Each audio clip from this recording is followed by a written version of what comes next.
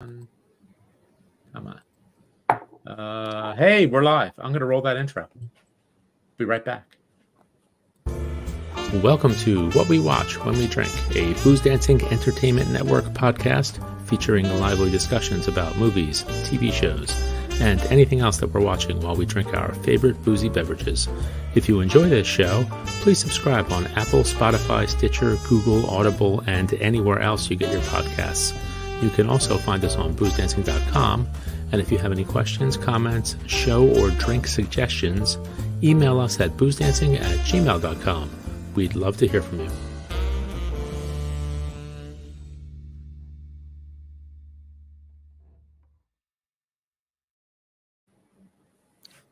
The Booze Dancing Entertainment Network is live on a Whiskey Wednesday. We always get together on Wednesdays, it seems like. And this is going to be a real fun one. We have a special guest. We are live on the YouTube, on the Facebook, on the Twitter, X, whatever it's called, LinkedIn. What else? Instagram? Instagram, you got it. Instagram. That's working too. We are very lucky to have a very special guest who comes from a radio background. So our unofficial sponsor tonight is 2 for Tuesday and morning zoos all over the country. We love the crazy, wacky mornings of morning zoos and crazy radio promotions here. And we like to have some ourselves one day if we had an actual radio promotion department, but we don't. So we are lucky to welcome in Sue Carpenter, who has a very varied background, I will say. And we're going to get into that as well as talk about a movie tonight that has a kind of a connection to it all. It's also a radio-related movie. Welcome, Angela. Welcome, Mike. Welcome, Sue. Welcome. Hello. Sue, where are you tonight? I'm sitting on my couch in my house in Los Angeles. Another West Coaster like myself. Well, the boys are on the East Coast. How's it back east, boys? Hot. Yes. Today was hot. a hot day. Hot? Like hot? It's like 85, 86. Now Oof-a. it's like 85, 86. It was about 90 today. Did it hit Wow. 90? What? I don't know. Well, we have lovely 70-something degree weather here in the LA area. So Well, it's gonna go back down. It's gonna rain for a couple days. You know, it's gonna be joyous. joyous. Well, where should we start tonight, guys? We have a lot to cover. We have a lot to cover with our guests. We have a lot to cover with our movie. Should we start with whiskey? Should we start with something we're drinking? Let's pour ourselves a drink. All right. Let's do that. So we were talking to Sue beforehand. She didn't realize that we drink during the show. It's What We Watch When We Drink. That's the name of the show, which I probably forgot to mention. And this is episode 47 for those keeping score at home. So we go around the room and pour something, talk about what we're pouring, maybe why we're pouring, and then we do a little toast. So our guest should go first, I think. Sue? Yes. What do you got? All right, I pre-poured. So Pre-pouring's fine. We like pre-pouring. So this lovely drink I chose because it is a lovely pretty. day in Los Angeles. It's Campari. I was going to do this just because it's novel. Manx. Do you know what this What is that? No, I don't. What is that? What is that? It's like engine cleaner, basically. I went to the island 15 years ago, and Thanks. that's our local drink. And I just couldn't make myself pour it. That's why I got the Campari. What is it again? Yeah, but what is it? You said it. It's called What is Manx. it? It's the Isle of Man's regional beverage. Oh, okay. Is it, Yes. Wait, what's the say on the label? What is it? What is it? Is it whiskey? Is it Man or is it Man X? It is Manx, and it just simply says spirit. Interesting. What's the alcohol percentage on it? 40%. ABV. Okay, so it could be. It's probably whiskey. Yeah. It's Oh. probably whiskey. Or is What it more color like is that? Oh, it's clear. Hmm. No, is it like, was it Poitín or Poitín, or is that what it's called? What do they call that? The Irish. That's in Ireland. Right, that's but Ireland. where's Isle of Man? Is Isle of Man between Scotland and I'm Ireland? looking it up. Or Yeah. did you go it's for the in there. races? I did. Yeah, I've read your Okay, little I'm bio. gonna- You like your motorcycles, so I assume you went for the Isle of Man TT. I did. hmm Did you race in the Isle of Man TT? No, I rode the course, Okay. and They're I rode insane. that, I should say. That's a crazy drive. That's a crazy race. Well, it's a crazy race. It's a gorgeous ride if you don't try to race it, you know? Okay. Well, I just looked this stuff up. So It where's the Isle of is. Not that. I didn't look at that. I looked up what Manx is, Oh, okay. and it is a clear crystal spirit that is redistilled from pure malt whiskey, whatever Okay, the heck that you're is, right. So I should have Yeah. poured that. which has been matured in oak cask by our Celtic neighbors, is then purified in our specialized stills before bottling. See, Wow. so it's practically That's kinda cool. poteen or whatever it's called. Yeah, well, it's 40%, so it's not high ABV, but that's whiskey. Okay, That would make a good cocktail.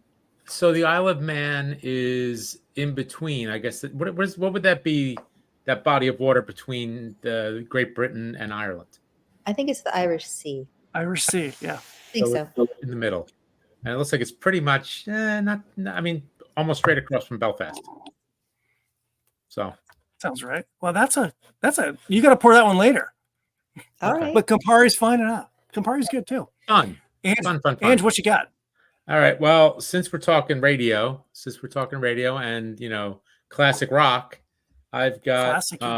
Rod Stewart. Well, not classic rock, but rock stations and all that good stuff.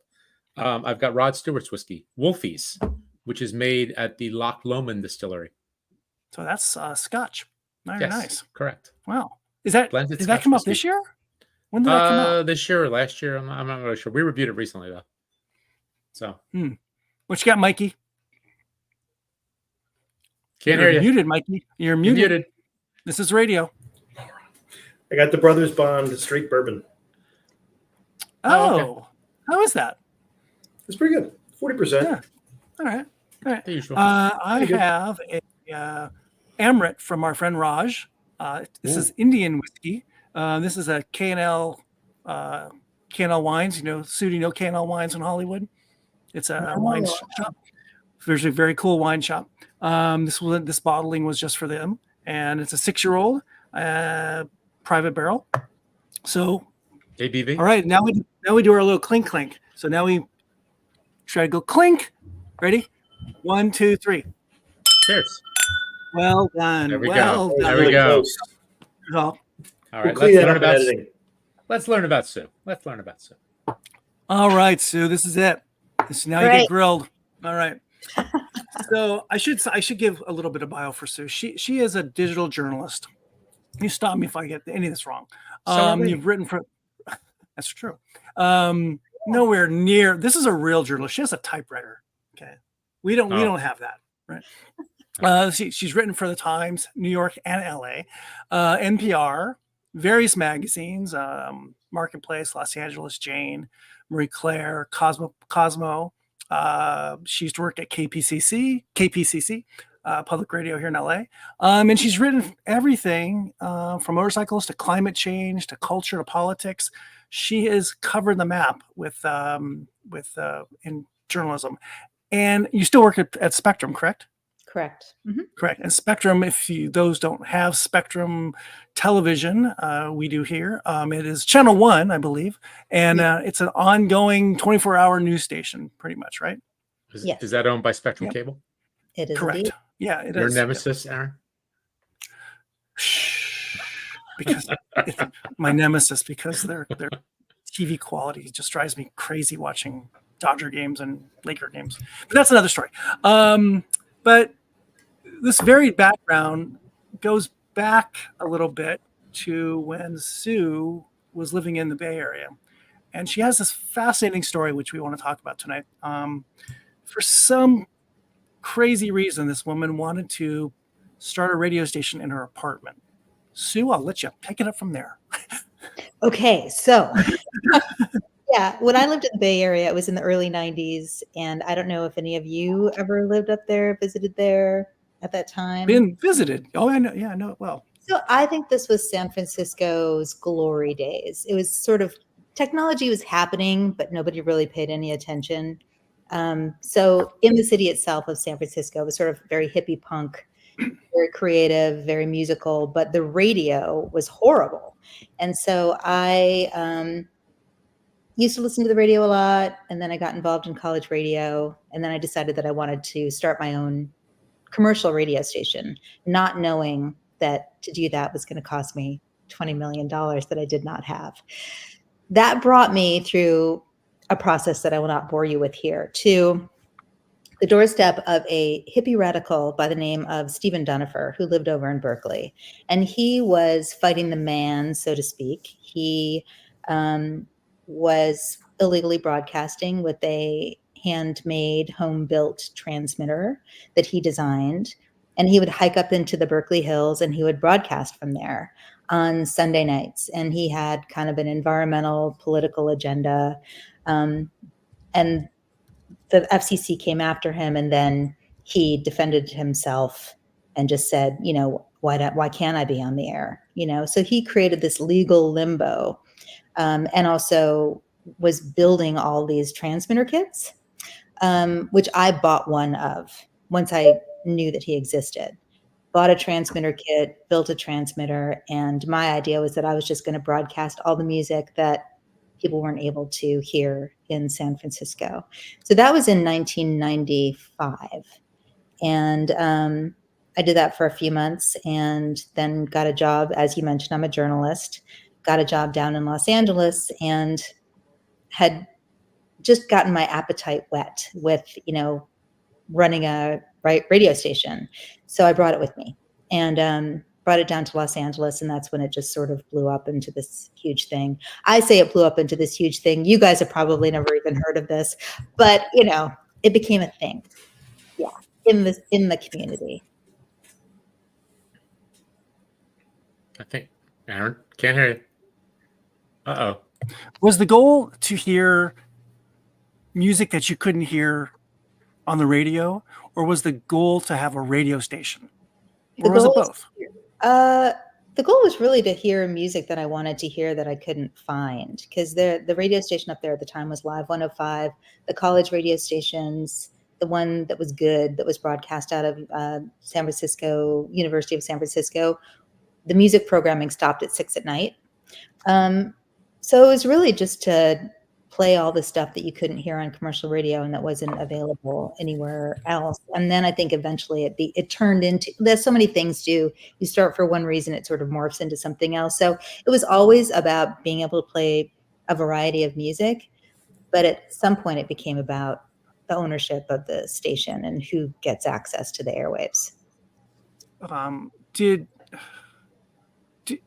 Why didn't you, had you thought about going to work for a small radio station, a college station, or going in the front door instead of the back door? I did. I volunteered at the radio station out of UC Berkeley, CalX. Oh, so I was a DJ there. I also ran the women's department, and that actually was pivotal for my journalism career also. I don't know how your lives have evolved, but typically what I do is when I have an interest in something, I just throw spaghetti at the wall and see what happens. And so I was interested in journalism. I was interested in radio. And I just started pursuing both at the same time. And they both sort of delivered for me at the same time. Yes, to answer your question, I did try to go through the front door, but I never, there wasn't really an opportunity to make money in college radio to elevate through the ranks of management, nor did I think I really wanted to do that. Didn't try to get in the door of commercial radio because I didn't like those stations. But so when you came to LA, did you ever think about going into regular commercial radio ever? No, because I always thought of myself as a writer, and this is where the journalism piece comes in. So yeah. I was pursuing a written journalism career at that time, and just was making this music available through this little radio startup over on the side. I should add. So Sue wrote a book about this experience called 40 Watts from Nowhere. Is that pretty there? And which is really great. I highly recommend it. It's still available on Amazon, I believe. And she details in the book her travels from the Bay Area to Los Angeles, and then ultimately setting up a station in her apartment in Silver Lake, which is north of Hollywood here for those who are not from the area. When did you ever worry? When did the worry start about breaking the law? I think the worry was always there. But is that what made it fun? I think that really kind of helped make a community out of it, because it wasn't just that you went in and you did your thing. It was like everybody sort of felt protective toward it, like they wanted it to succeed. And there's something about being the underdog, you know, that makes people bond and made it more special. Definitely. Yeah. You said community. So when you're in the Bay Area and you're starting this thing and you're in your apartment, you probably have no idea if anyone's listening. You're talking to yourself in your room, right? So this community is one at the moment in the beginning, right? Well, I set a schedule. So it was 4 hours every night, and it was only me 2 hours once a week. And then the rest was filled out with my friends. So everybody, the DJs, and this is something that existed, except that I didn't know anybody when I came to LA, where every 2 hours it was a different DJ playing whatever it is that they wanted. And then the community, you know, this imaginary community at first was because I had set up a voicemail box, you know, so I didn't want a phone line directly to my house because I thought that would be traceable. Right. I'm sure that the voicemail system was also quite traceable. No, not at all. It probably was, yes. But I have all these cardboard protections that I set up for myself, and that was one of them. So there was a voicemail, and so people could call in, and there were people listening. I have no idea how many, you know. Were you must have been shocked when you were getting those first voicemails and phone calls that there's, oh my God, people can hear me. People can hear us. Hear me. It works, you know, like it works. I mean, I'm not somebody who's technically like good, you know, I don't understand. I never really understood how radio even worked. And then suddenly I was handed this like manila envelope with parts and like like, this is how you do it. And so that's how I What's the range? Like how far will the radio wave travel? It really depends. Depends on how high you are. So my transmitters were between like 20 and 40 watts. Elevation, right? We're talking elevation. Yes. It is California. Just making sure. Yes, it is about elevation. That doesn't happen here. Not at all. No. It was probably a couple miles, you know. It was very limited. It was very like to the neighborhood, you know. Okay. And it also depends on the weather, and there's lots of things going on, other noise going on in the airwaves. So it was primarily music, right? Yep. So did people did your co-conspirators just bring in their own albums and just play them? For the most part. Yeah. Okay. I mean, I had a lot of labels that were giving me music for free. And I found really fascinating that's kind of cool. That the word got out to the music community, to the professional music community, not just people listening, you know, fans or listeners. It got out to the broader music community. So bands were coming to you, labels are coming to you. This little entity. That's amazing. Was it like a dead drop? Like you couldn't give me your address, right? Another one of my cardboard. I'm just saying. Pull up a PO box. Oh, there you go. Traceable to me. It was like the Americans. They met in the park on a bench. Right, exactly. You know, in a paper bag. The records will be delivered in a paper bag. We're missing one big factoid of this whole story of Sue's. She didn't use her real name. She had a separate name just for the radio station, which was Paige Jarrett. She was Paige Jarrett. Paige Jarrett. How did you come with that? Well, you know, I've always thought I had the most boring name. Like, I guess it's good considering what it is that I do for a living. Sue Carpenter is a very easy name, right? But I always thought it was just so boring. So not that Paige Jarrett is like, it's like it's exotic in a very waspy way. So I loved her name and I just lifted it, you know? That's the station call letters in San Francisco were PBJ. PBJ. Okay. Yeah. So it is a sandwich. And then here, KBLT. Right. All right. I was wondering Boom. about that. Okay. Boom. I like it. That's right. That's funny. So then you've got all kinds of folks sending you music, sending you, LPs in that time, and probably maybe some CDs, or the beginning of CDs or cassettes. Right? There's the record, the labels are sending you stuff. CDs and 7 inches for the most part. Cassettes were pretty over by then. Yeah. Yeah. So all of a sudden now you've got bands you're kind of helping to promote. You've got this whole different kind of level of, I don't know, almost responsibility to this new community, right? Yes. For Yeah, better or worse. yeah, it pretty much like consumed my entire life. Like this little thing that I started just to play music, just especially since more and more DJs wanted to get involved. And then it was, cataloging all of the music that was coming in, different DJs, new bands, or had supplied music, and the labels that were giving me music were like, hey, this band would like to come in and talk on your show, or talk on your station. So at first it was super local bands, but then it sort of became super huge bands. So everything from, a band like Ludafisk, who was local to Silver Lake, all the way up Yep. to, at some point, Thurston Moore from Sonic Youth, and the Reed brothers from Jesus and Mary Chain, the guy from Spiritualized, Wayne Coyne from the Flaming Lips, and then the Red Hot Chili Peppers is when they played live in my house. Like that was completely unexpected. I was not there, but so that was that was the trajectory. It was just super organic.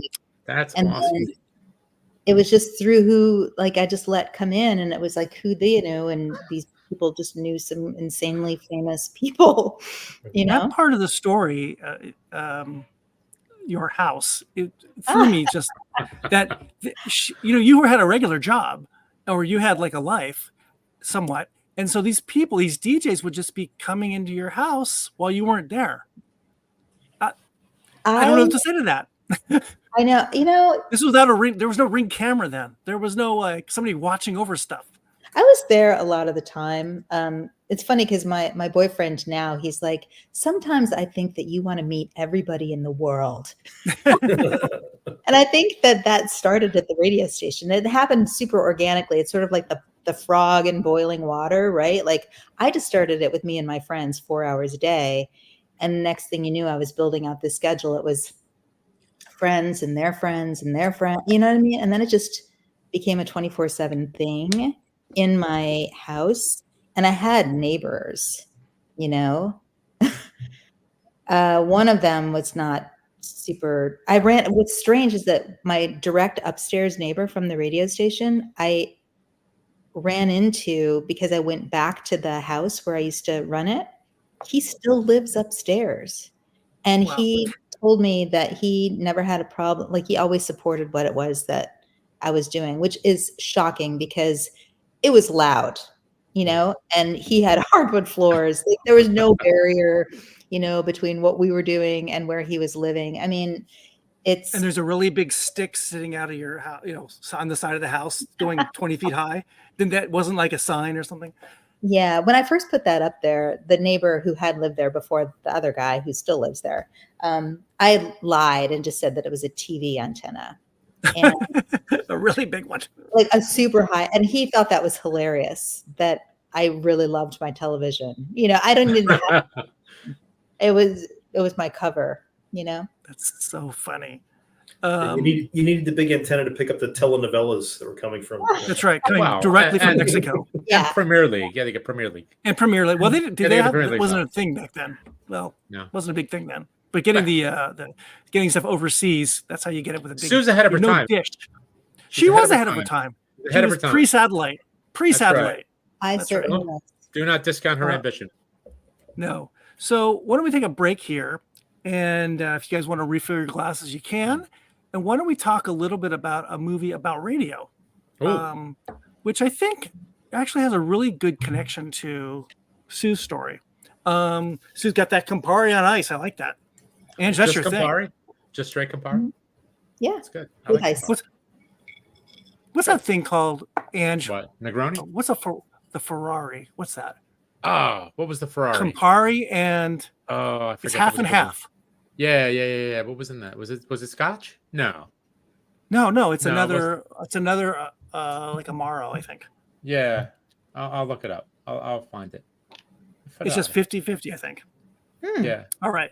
Yeah. It's So if you're pretty good. refilling, go ahead. If you're not refilling, that's okay too. If you want to talk about what you refilled, jump in. I jumped in with a little Israeli whiskey for milk and honey, lightly peated. This is a whiskey from Tel Aviv. single malt whiskey. Boys, you staying the same right now? Stay the course. Oh, Yes, by of the way, course. the Ferrari is Fernet and Campari. Fernet. That was it. And here's a variation. You could do a shakerato. So you take them both. A what? You put them both in a shaker with ice, shake the hell out of it, and then it gets like all cloudy because of the sugar and stuff, Oh, and it gets kind of frothy. So that's your kind of drink. You'd love I that. know. I would absolutely love that. I like the Ferrari. I think that's Is right. Isn't it? That's right. We did the Ferrari with your wife when we had the California. Oh, Fernet that's right. That's right. We with did do that. the Jaeger Spirit stuff. Yeah. Jaeger Spirit. That's right. Yeah, that was good. And it's 1 to That was 1, good. right? Yes, 1-1. Yeah, 1 to 1. So those making cocktails at home, Fernet, So one part Fernet, 1 part Campari, boom, drink. finito. Ferrari. Basta. There you go. Done. All right. Okay. We move So on to a our different movie, drink, or no? yeah, if you'd like, go ahead. Go ahead. I did. Well, it's okay. Let's go to the movie. All right. Stay on track. So I don't even know what year this came out. 94? 97. 97. 97. March This is 7th, Private 1997. March 7th, 1997. Private Parts. Basically the biography, maybe like an autobiography, of Howard Stern, radio icon. And I see the connection. Well, and you have some factoids about the movie. Very little. Okay, so Private Parts release date 3/7/1997, budget $28 million, gross box office $41.2 million, opening weekend 14.6. It gets a 6.9 out of 10 on IMDb, a 68% on Rotten Tomatoes, and a 67 Metascore. I'm thinking that, it's going to be like you either love Howard or you don't, and that's Sure. why it's lower. Yep. Plot summary, like you said, autobiographical story of Howard Stern, the radio rebel, who is now also a TV personality, an author, and a movie star.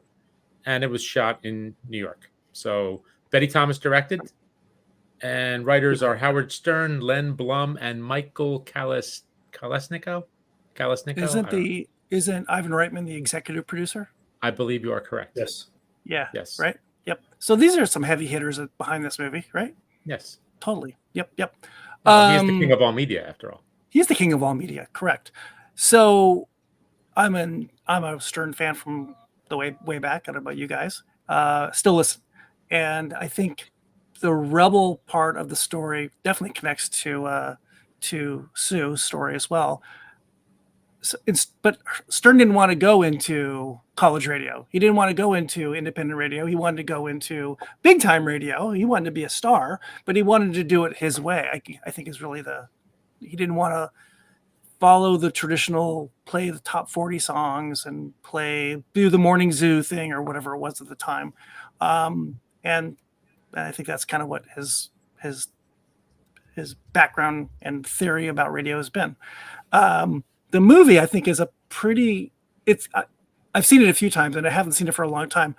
It felt a little bit long to me. I don't know about you guys. It was fun seeing all these people again after not seeing them for a long time. They're like all very, very, very young. But it was fun seeing them all. I agree with you. Well, I had yesterday afternoon. I got out early from jury duty, so I was like, "Oh, let me watch it again." so I popped it on before the Phillies game. But yeah, the first time around, I thought it was a little slow, but then the second time around, I liked it more. Then I remembered it's just a fun movie. Yeah. So I enjoyed it. I think Mike, what did you think? I was actually surprised when I saw your notes, Ange, that this didn't make more money. Did or did not? Did not. Yeah. Typically, the rule of thumb, it's a 2 to 1. You got to basically double the production cost. Well, he did that. The budget, and he didn't. I thought this movie must have made like $100 million. I was just surprised because it was huge. But I guess when you're looking at it with the price of tickets today, price of tickets in 1997, maybe it wasn't a 2 to 1 ratio. Maybe it was a little bit more than covering your costs. Yeah. Yep. I've never liked Howard Stern because I like music and he doesn't play any ever. No music. So You like music? Since when? I do. It might be that all the people I listen to are dead, but I still like music. I'm late to finding all these artists, but when I find them, I like them. I think Howard's comes from like that old, almost vaudevillian Jewish world of comedy. His dad was a radio producer, or did I think he was a sound technician for like radio comedy and cartoons and things. So like Hanna-Barbera stuff and funny voices and things. So, but it came out of that, old time radio where you're trying to be humorous. Music didn't always fit into that. And that's, I think Howard wanted to entertain. He didn't want to be a disc jockey per se. And in the beginning he was, because when you start off, you got to do whatever the little radio station owner says you got to do. And that, I think it shows pretty well in the movie that he's working in small towns or Detroit or wherever, and you got to do whatever you got to do for $75 a week until you gain enough stature or power to move on or do what you want. Until you become radio manager. Until you become radio manager. Radio manager. Fire him. Fire him now. Fire him now. But it's also an interesting look at how, I think it's probably true of a lot of people in radio, trying to balance a career where you're bouncing around the country, which I'm not sure that's the case anymore with radio, because you can do it from your home, and trying to have a family. Well, super. And you can see how he has a difficult time trying to get through his life with his new wife and try to create a family. Very difficult until he gets to and even so when he gets to the big time, which is another chapter that's kind of crazy. Sue, have you seen the movie? Is that a no? She hadn't seen the movie? Okay. Sorry. That's okay. That's fine. Angie, we were going to talk about the cast for a little bit. I thought the cast, aside from the people from the show, it's pretty great, right? It is. You got Paul Giamatti. And this is like early Paul Giamatti. I don't think this is like his first thing yet. It's his first big role. And Allison Janney. Right. And Allison Janney. What was Paul Giamatti's character? He has an engineer vibe. So he is Is he a station manager? He's a station manager who's basically assigned to keep Howard in line. Howard fails miserably. Howard moves from Washington D.C. from a big station at D.C. to WNBC, one of the biggest radio stations in the country. WNBC, and so NBC hires him, not knowing that he is foul-mouthed and does what he wants and has no clue, but he's hired anyway. And the upper folks at NBC are like, oh my God, what have we done? We signed this guy to a contract, and now what do we do with him? And Paul Giamatti's character, who's like this, you kind of get the sense he's an old guy that's been in radio for a long time. He says, I will put this guy on a leash. Do not worry. I will either calm him down or he will quit. That's my goal. That's what he's either quit or he's gonna be great, and he can't control him. And this is based on a real character that was at NBC when Howard was there, and Howard nicknamed him, this person, Pig Virus. Pig Vomit. And Giamatti's just this. He's spitting, he's yelling, he's screaming. He can't believe this guy is just like not listening and just going off the rails on radio and all kinds of crazy sexual exploits on radio and crossing all kinds of lines on NBC radio, not just like little podunk radio on, Long Island or something. And he's just out of his mind. And he is so funny and so good at that character. I mean, I don't know if you can see greatness coming from Paul Giamatti then, but now you can, right? Looking at it today, oh my God, what an amazing actor! And one of the things I thought was amazing with the whole thing is that they're waiting for the quarterly ratings to kick in, and then they're going to fire him because obviously no one wants to hear any of this nonsense, right? And they're all ready to get rid of him, and he wins his time slot. Because this is something everybody wants now. They don't want music. They want this drive time, not shock jock, but just totally different than whatever's on. Totally different. And it becomes something where people who like Howard listen for an hour. People who hate Howard listen for 3 hours. Right. Yes. And then they sit back and go, well, we can't get rid of this guy. We got to get rid of everybody who wants to get rid of this guy. Well, let him do whatever he wants. We don't care. And ultimately. Sorry. Go ahead. No, go ahead. Don Bowles of the Germs, Yep. who's the DJ at my Yep. station. I interviewed him because I'm making a documentary about the station right now.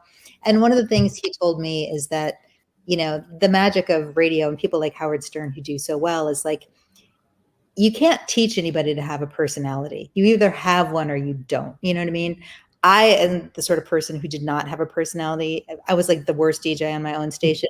Don Bowles, personality on air. Howard Stern, gifted person on air. You know what I mean? It's just like You're some right. people have it, Yep.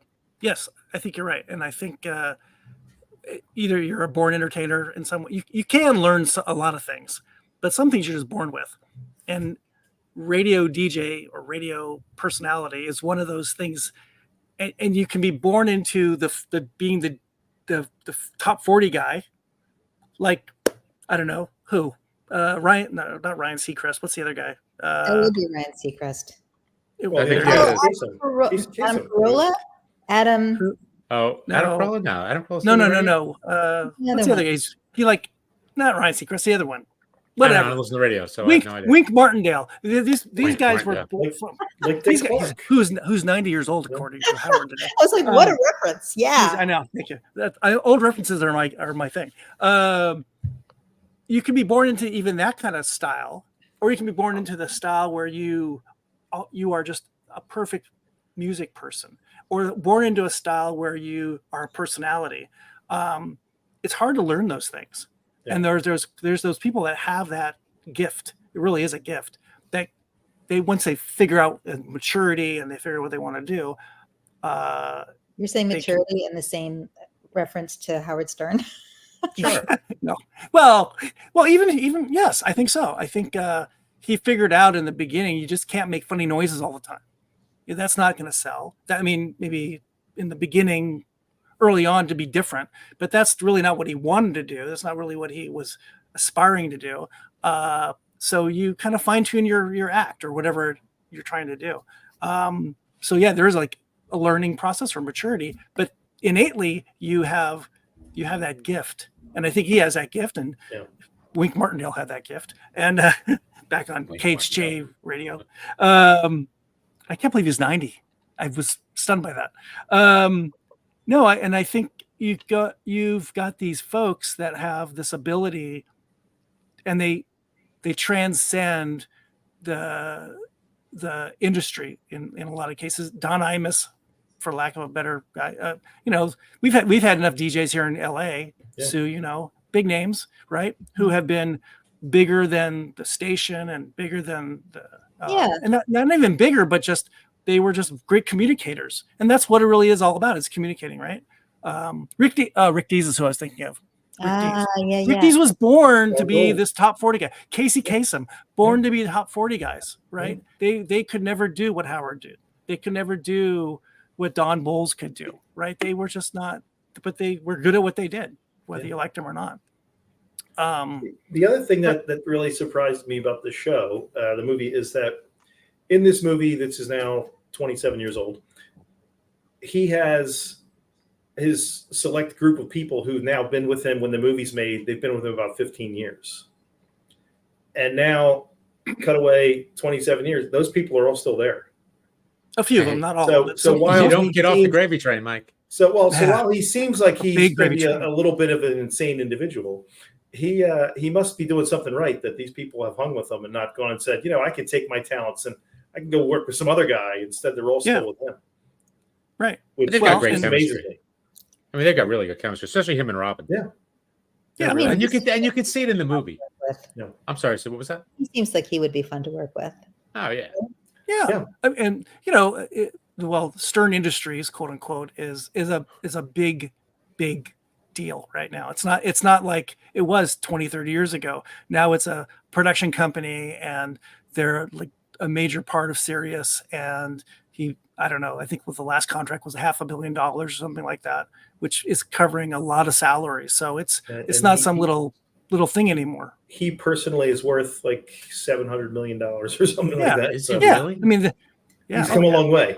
Yeah, I'd say so. This is not working in Detroit, after hours, at 3 a.m. on a. It's not a WOLD. No. Or Cape. What was that? What's the Philly station that he was at? Oh, WYSP.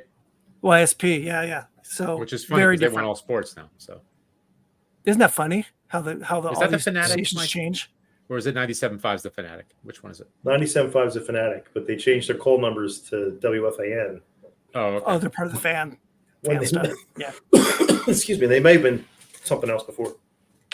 Yeah, he's way larger, but the community is still big, right? I mean, even though he's changed his act, he's not the raunchy guy as much as he once was. His act has become more, for lack of a better term, mature. You know, the guests that he gets now are like on a certain very high level. We had the president on last week. Yeah, I mean, that you'd have never. Joe Yeah, Biden? Hillary Clinton on. Joe Yeah, Biden. Biden was on last week on a Really? Sunday on a Sunday, I think it was. Wow. Okay. He had Hillary Clinton on. He's had, Did he people get that would Obama? not have been. 30 years ago, he would have had porn stars on, right? And now it's big politicians and Springsteen and Billy Joel and whoever else. He's in a different class of entertainment, I think, than he once was. But I think he was always a rebel. I think that's, even though he's a big dollar rebel, he's still railed against the big corporate guys in the beginning, kind of making you listen to the same 30 songs or 20 songs every hour. He was never into that. He didn't like that. He wanted to be more, I think, which I respect a lot. I mean, I love it when somebody is a rebel and they stay true to who they are and people love them for it, and then they get rich off of being who they are authentically. That's amazing. Yeah, totally.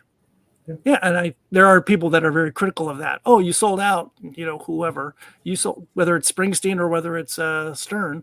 Hey, it's okay to make money. It's okay to make money the way you want to make money. It's fine. You can't be that same person that was interviewing porn stars forever.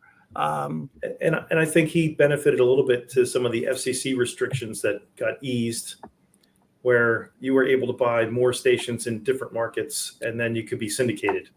Correct. Where I think syndication just was huge. That almost was the death knell to the local disc jockey in some areas, where we're just going to pipe in the guy from the bigger market, and they're going to play the same 20 songs, or we're going to get 2 shock jocks or a morning zoo or something else come in. And this is because it was easier. Dovetail. Yeah. Very, very much of a dovetail here with the FCC, because Stern was fined, or his stations were fined $2.5 million by the FCC. Still, I think the largest. I think fines leveled on radio. Wow.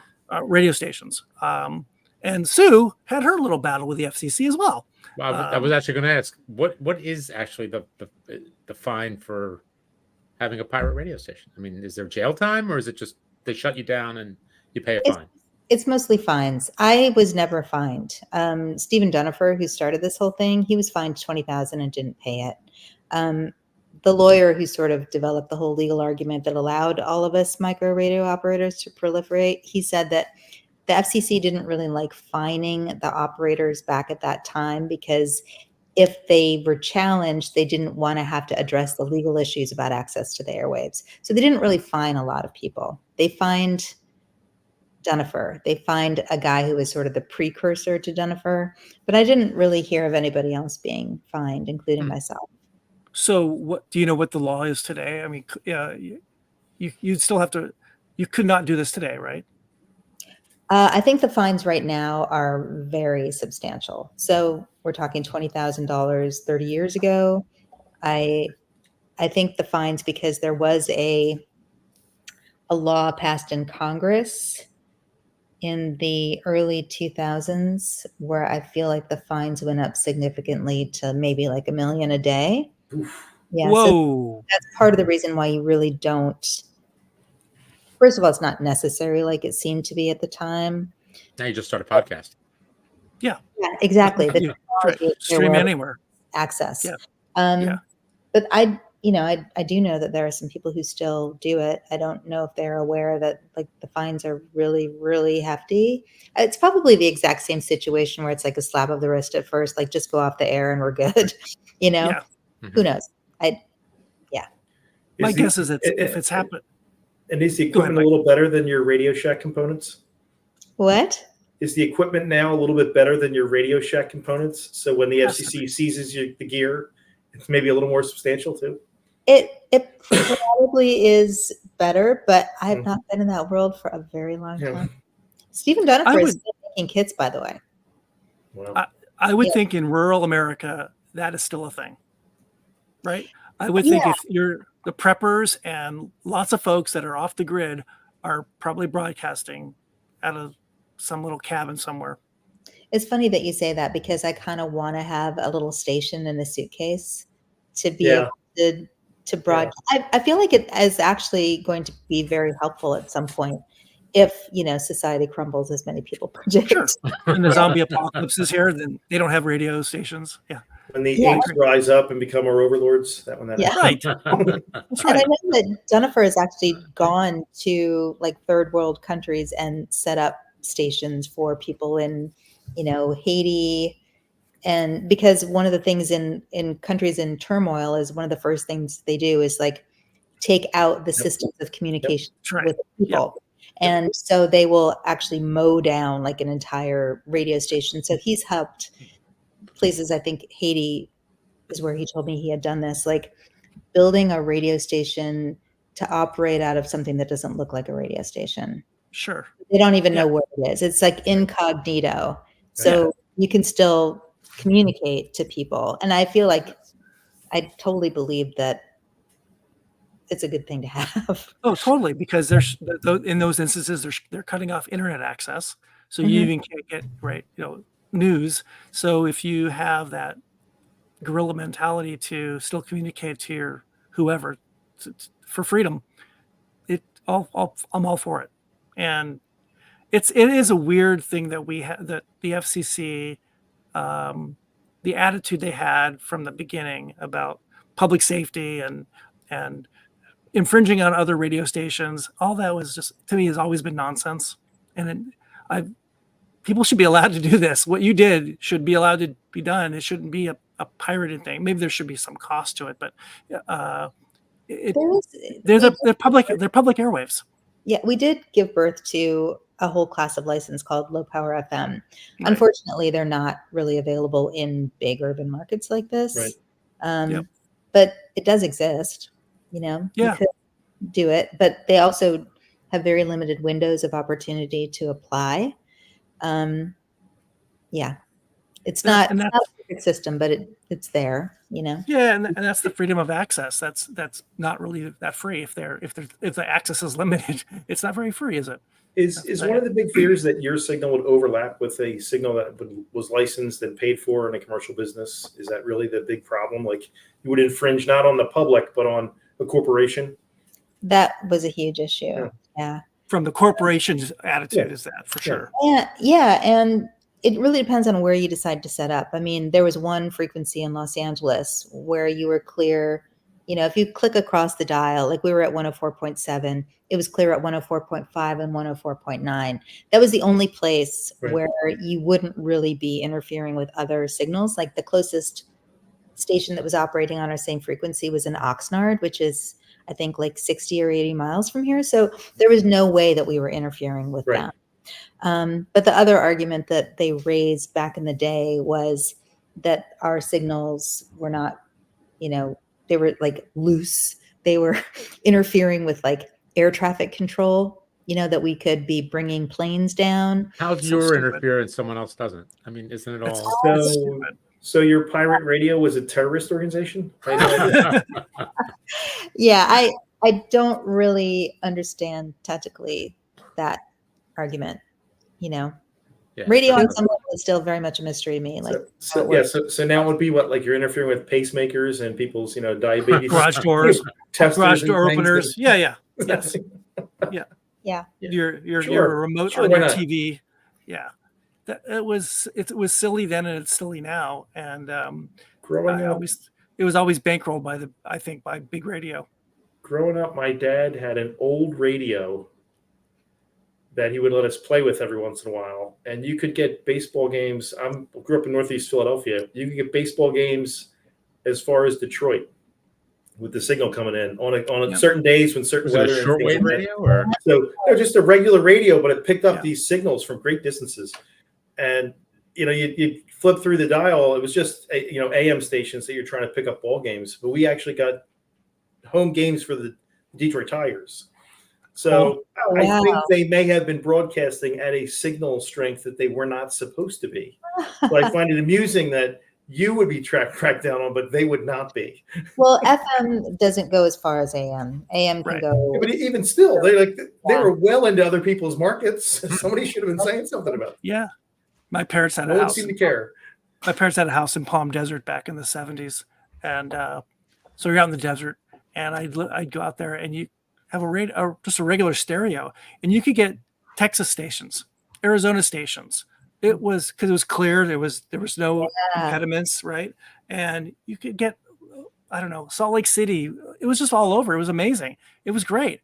And then, in fact, that's actually where the first time I heard Howard Stern, because there was a station I could hear in San Diego in the desert, and they would take Stern shows and replay them on the weekends at night before. It was before he was syndicated. Right. And who is this guy? And then the next thing I know, he's showing up on Letterman. Who is this guy? And then, then he starts becoming syndicated, and we get him out here. And when I go back east, I heard about him, and I drive around for, on a visit to somebody, and oh my God, this is a real thing. Wow. He's just not just a guy on Letterman. Radio is just amazing. It's still romantic to me. It's still a cool medium. And as much as I don't listen to it anymore, except for a couple like sports stations here and news stations and FM a little bit, it's still a really cool medium. And I hope it never goes away. I always worry that it might, because it's now with the internet, it's just actual radio is not much of a thing as much as it once was. I don't think it's ever going to go away. I mean, I want people to migrate to the internet. That just means that maybe it'll free up the airwaves. Yeah. That's true. That's true. Yeah. They won't be looking anymore. No. Well, and it's a weird business too, because I think there's been such a migration away from terrestrial radio, and now you can get your radio in a lot of different places, and music. So there are less stations. Some of the big boys they don't have the number of stations that they used to. They lose a lot of money. Clear Channel loses a lot of money. Our Heart loses a lot of money. They're just not the big cash cows that they once were, because there's so much other competition with satellite and everything else. Mm-hmm. But I hope it never goes away. It's fun to drive. I'm looking forward to making on this road trip with my daughter in a week, just to hear radio out in the middle of nowhere. So no Sirius on this road trip? We didn't pay for the Sirius in my daughter's car. No. So it's a regular radio. There you go. My favorite thing. Although I could stream it from my phone, but we'll see. Yeah, I love it, especially when you get to a place like Nebraska, and then you hear the advertising, like for it's the best. Yeah. It's just like a bygone era, Also, what's also interesting about radio, is still in America, especially on AM, I guess even in Los Angeles, in big markets, is how much foreign language stations there are, how many there are. I mean, there's all this. We have this amazing cross-cultural, multicultural country, and they're communicating and hearing their communities on radio still too. So maybe that's really the where radio still thrives, is on those kinds of. The lower end of the dial. Some foreign language and all the colleges. Yeah. And the top end of the dial is the rest of the foreign languages. And then everything in between is the sweet spot. Everything on the middle is the big companies. Well, that's true. I mean, from the user perspective, it's still free. So you don't need an internet connection. You don't need any of that stuff. You just need a radio. From the producer perspective, it's a different story, because they got to buy the equipment, they got to buy the channel, they got to get their license, all that kind of stuff. And hopefully they get enough advertising to, keep them afloat. That's always been about, keeping radios in cars. What was that? Well, how do you feel about keeping radios in cars? That big debate happening right now. Should automakers have to put radios in cars? They don't want to, There's a fight. There's a bit of a fight for it. I think Tesla wanted it. They got rid of them, right? And Did they? And who is it? I think it was a Ford saying they were going to get rid of it, but then Congress said, no, you can't do that, or we don't want you to. I think it was Ford or GM. Personally, I think they should have radios in cars. I'm old school. I want a radio in my car with a button that I push on. I want 5 presets. Well, you still have 5 presets. It's just not like the old, like not clicky ones. I want clicky ones. I'll go as far as 6 presets. Any more than that, it's just too much. It really is too Just much. too much. 5 is plenty. 5. I can name them right now. The ones I want on AM. 5 presets, 5 fingers. It all makes sense. I got That's totally it. Yeah, with a dial for the rate for the volume. Yeah. You don't do the scan. Just click. Good song. It's Good the worst. Good song It's the worst. And I get the last minute and a half of a 4-minute song. Yeah, that's great. And then we scan to the next one. Oh, yes. That's my kids. Oh. Now, all that said, I'm on Sirius a lot. You really have not the whole world in your hands, but you have a lot of the world in your hands. Like TV, you have it right there with you all over. I was listening. The guys are in New Jersey, Philadelphia area, Sue. And last Friday, I was driving out to a show in Long Beach, and Andrew was watching the 76ers game. And I actually listened. I know. But I was listening to the 76ers game from the 76ers broadcast in my car. Yeah, Tom McGinnis in LA. It's great. I'm a Steeler fan, and I listen to Steeler games with a Steeler broadcast. That's cool. It's amazing. I'm 3,000 miles away, and I can hear that. You can't do that with AM and FM radio. That's right, true. That's true. Right. That's true. Well, if someone were stealing some pirate signals, you could, but otherwise. Oh, really? That would be very difficult. Unless they syndicated the broadcast. If they syndicate, yeah. Yeah. And Mike, any thoughts on the Stern movie? Last thoughts? I was a little surprised he didn't follow it up with another movie. Well, that's always been a thought because that it comes to a point in his so career. long. It just surprised me that he didn't come back with another movie or become an actor that was in other movies. Well, it certainly didn't stop him from making $700 million. No. Obviously he had other things to do, but I'm just surprised he didn't act in something else. He's been offered various roles and turned them down. He got into doing the one of those competition shows for a while. Whatever that, one of those singing show I thought things. He was pretty good, actually. He wasn't. He's a pretty good actor. No, because he never act. Yeah, I mean, he was pretty good. You'd think it would be kind of cheesy, or like, let's say, like Seinfeld, who was really not that great on the show. He was funny. As an actor, not really. Yeah. Howard was a much better actor. And from my understanding, reading the Unfrosted reviews, he's not much of a director. No, I saw it, and he's not great, but it's funny. It's he's cute. Not gotten better. It's still funny, but he's not a good actor. No, he's a stand-up comedian. Yeah. No, I think an interesting to look at his career post where the movie ends would be interesting, where he really fights against the FCC and fights terrestrial radio and being kind of harnessed more than he wants to be harnessed, and then making a pretty critical career change, if you think about it, to this fledgling industry who you don't know if this satellite thing is ever going to work. There were none of these things in cars at the time, hardly. And who's going to listen? Who's going to go buy one of these weird radios, just listen to something called satellite radio? And now, it paid off. It's a big company. He's been there for almost 20 years. His initial jump was to what, XM? It was XM. XM. It was XM Sirius. But he was XM, and they merged. And then they almost folded, and Sirius bought him out, right? Correct. And they gave him stock and all sorts of other crazy things. I mean, it was an incredible deal. I believe my wife worked on one of those satellites, I think, back then. I believe.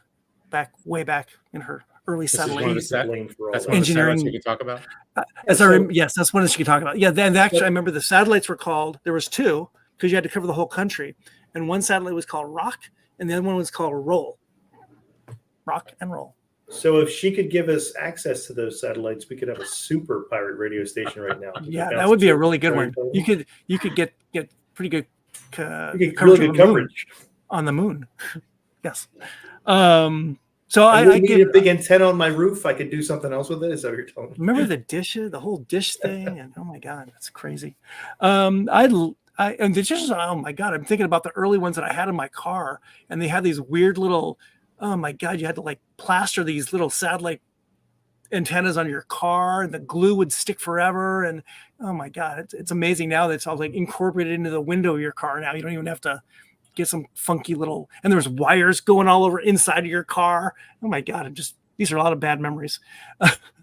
and remember a radio in your car? It was just a stick on the outside of the car. Yes, that was it. It would break when you went to the car wash if you didn't. It would break when you went to the car wash, but you could replace it. You went to Pep Boys and got a new one. That's true.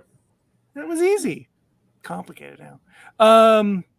I liked the movie. I thought it was really good. I think on a rewatch it might be even better now. Like you said, it's fun. Ange. It was fun. I liked it. You know, it was and nice too. Paul Giamatti. Paul Giamatti was great. You know, it was nice too. Like you saw the chemistry with Robert and Howard in the few scenes where they had together, where they were just talking. Yeah. And you could see that, you know, they like each other. You know what I mean? They Totally. like each other. They like working with each other. Yeah. So they're clearly friends. And Fred and Gary too, I think. Yeah, they were Gary, great. You could just tell they were having a good time. And it is weird to think that they are 70-ish. Yep. 70-ish. Granted, we'll be there We're not far off there. We're not far off. We're not far off. Some days We I think I might be 70-ish. Yeah, I know the feeling. Yes. Well, like we said before, like, why wouldn't you want to work with your friends, right? We talked about like the movie business where all these guys make movies together. Yeah. Why wouldn't you want to make movies with your friends? Sure. Right? Yeah. But that's what you did, Sue. I mean, that's work with your friends. you had all your friends. That's what we're doing here. That's what this is all about. Yeah. Now, back to Sue for a bit here. You mentioned it a bit. I wanted to bring it up. So this book, this story. When did the book come out, Sue? 20 years ago. Yeah. 20 years ago. Oh, Yeah. okay. Yeah. And- I mean, I'm really happy that I wrote it at the Hey, time. so if you have a big surge on Amazon, Us. Yeah. it's Well, us. It had very little to do with us. But So- sure. I think it's really Come funny on. that there has take up been a this hint. really interesting surge. Have you seen a surge? Do you get any residuals anymore from book sales? No, it's out of print. So no. It's out of No. print. It's out of print. So it's all used. I think mine might have been used when I got it. I can't remember. And now you're doing a documentary basically on the book, or on what happened. I think, Aaron, the whole reason we're even in touch is because you saw the play, right? I was part of the immersive experience. Yes. Yeah. So the weird thing about this book is that, I wrote it because I wanted to write it while the memories were still fresh. And thank God I did, because I recently reread it and I was like, I don't remember any of this. And you wrote it. And I you wrote it. lived it. That's most of my day. Time for an epilogue. But weirdly, this couple, Mr. and Mischief, who do these immersive experiences, they found the book, just discovered it like 4 years ago, which has breathed new life into this whole thing. So they made this experience. Aaron, you went to go see it.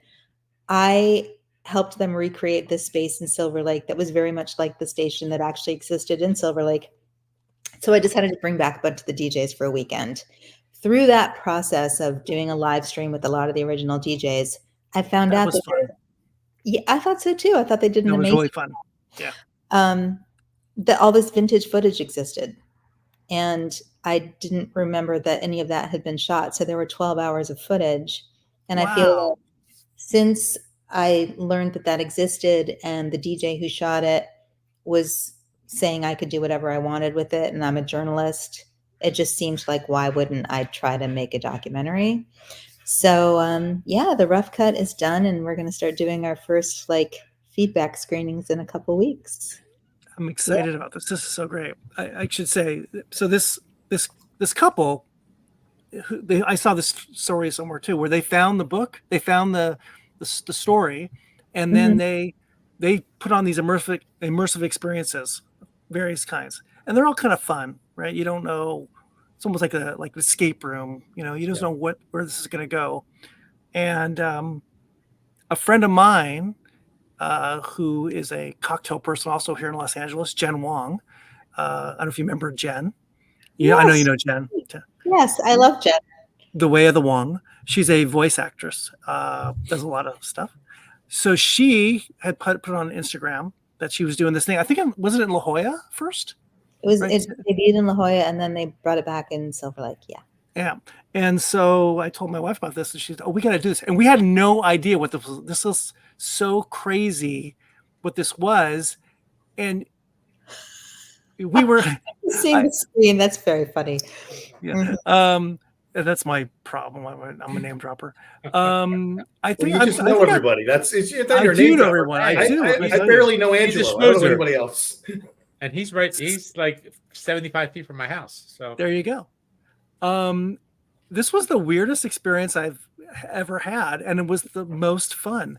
And my wife and I were told to go to this place on Sunset in Silver Lake and stand in front of this building. And we were met by this two people. I think it was Andy and I can't remember his name. Jeff.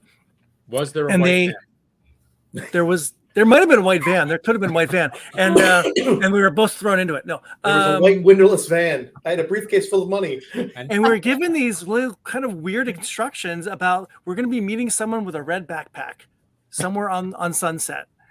And we turned around and then these two people were gone. And then we see a person at this bar down the street sitting with a red backpack. And that was and we had to go talk to this person who started this experience for us. And we were taken to this apartment, which wasn't very far away, a first floor apartment, I guess. And it was like walking into Sue's life, or actually Paige Jarrett's life. And we had headsets on and we were told to do all these things as if we were Paige Jarrett, and we were playing records and we were trying to pay the bills and keep the cops away. And God, what else was in there? Any guns? There was no guns. We had to play records, and we had to like do Sabers. There were sabers and no neighbors. It was wild. It was so fun. And I walked away missing, because thinking I wanted to be in the radio business back in my youth too. And this was as close as I ever got. This was so great. It was so fun. Yeah. Because I went to radio school for like 20 minutes and long ago. Yeah. But that was just so fun. And now that it's coming almost full circle where you're putting this documentary together, this is just so great. 20 years after the fact, right? 20 years after the book. And 30 years almost since you were doing this for real. Yeah. It's amazing. The goal is to get it into South by Southwest Film Festival for 2025. That would be the third year anniversary of when I actually started it. Oh man, that's just great. Yeah, fingers crossed. Any last thoughts, boys and girls, on the movie, on pirate radio, on being a rebel? Yeah, we had lots of movies we could have chosen. By the way, we could have chosen a pump up the volume. That's a pirate radio too movie. Yes. But Stern was good. He was rebel in his own right. Absolutely. Yeah. It was good fun. It was fun to revisit the movie. It was on like HBO all the time, and then of course when I want to watch it, then when I want to watch it, I gotta go rent it. It's like, come on, me too.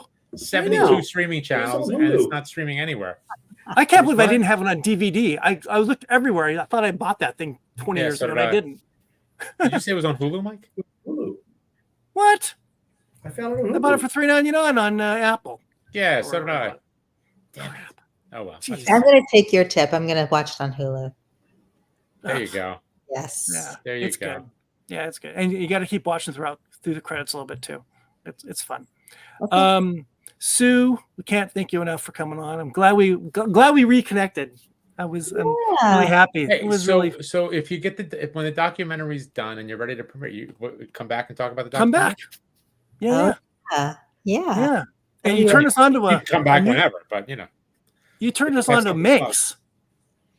Manx. We're gonna go look up for Manx. Go find Manx. Yeah, Manx. That's a funny name. Oh, go back to motorcycles. So do you ride motorcycles currently? I don't currently, but I used to. Now, were you like cruisers, sport bikes? What's you like? I liked a naked bike. Okay. All right. But I was the motorcycle critic at the LA Times, so I wrote everything, for a minute. Oh, that's awesome. Years. I'm jealous. But dirt bikes and naked bikes, those were my things. Okay. So favorite bike? Like of all the ones you've ever tested, did you have a favorite? Like a Triumph, a Ducati?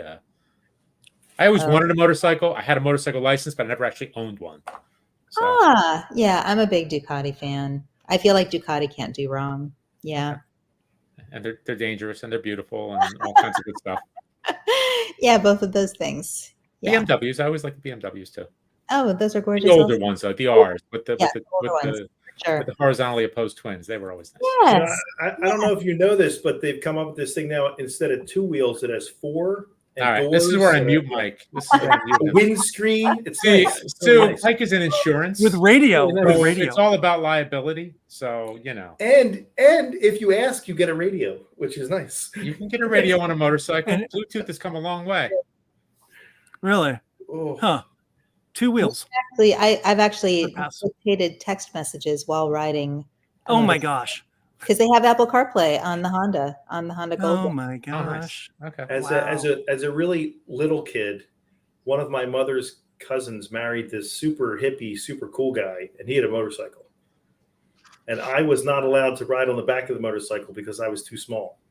Ever since that day, motorcycles are terrible. I don't like motorcycles. They're not nice. I did not get to ride on it. Oh, it's so funny. I don't want to hear about motorcycles ever. I've only ridden, I've been in, I have family in Europe. I have family in Italy. So I have families in Sicily. I have family in Milan.